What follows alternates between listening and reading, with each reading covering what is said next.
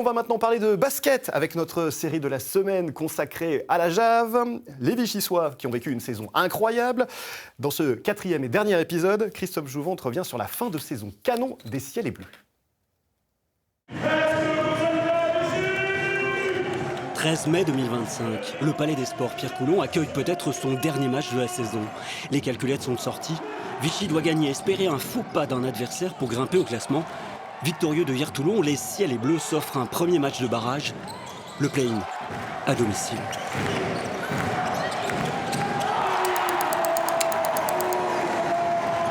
On est hyper fiers de nous, de ce qu'on a pu faire, de la solidarité qu'on a montrée.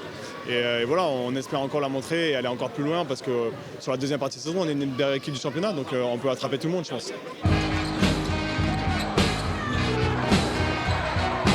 3 jours plus tard, il faut mettre Antibes à terre pour continuer de jouer. Lucas Duféal, élu meilleur défenseur du championnat, participe aussi offensivement à la victoire des siens.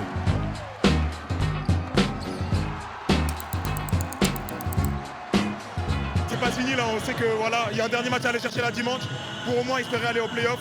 Donc au minimum au moins aller chercher celui-là au play-off. À Poitiers, on sait maintenant. On s'offre maintenant le droit de peut-être aller chercher ce match pour aller finalement en play-off, ok ?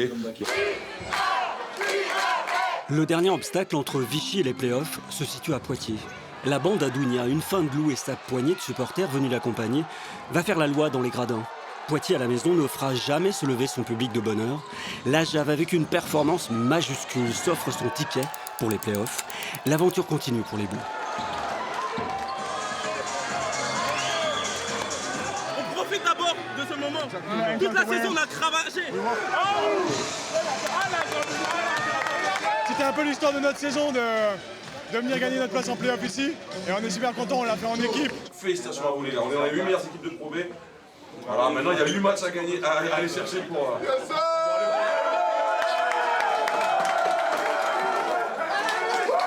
Ça valide toute la progression qu'on a eue sur la durée de la saison et c'est top, vraiment c'est très agréable. On va défier Blois qui est un gros morceau qu'on n'a pas battu cette saison. C'est une des rares équipes qu'on n'a pas battu avec Rouen. Donc ce sera un très beau challenge à relever pour nous.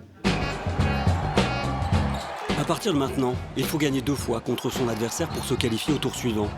Les Bleus, plus mal classés, vont s'imposer à Blois, le favori de ces quarts de finale. La deuxième manche se dispute donc au Pierre Coulon. La salle est pleine à craquer. Vichy, qui dispute son 4e match en 10 jours, retourne une partie mal engagée et se qualifie pour le tour suivant. Il y a une euphorie, il y a une communion avec le public, il y a une ambiance entre nous, il y a une confiance qui s'est installée et c'est magnifique à voir.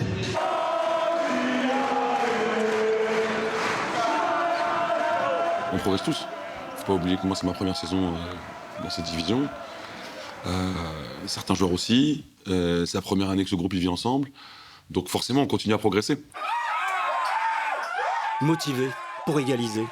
La Jave a perdu le premier round des demi-finales en Alsace contre Grise. Elle va offrir à son public en fusion un combat de tous les instants et une 13e victoire d'affilée à domicile.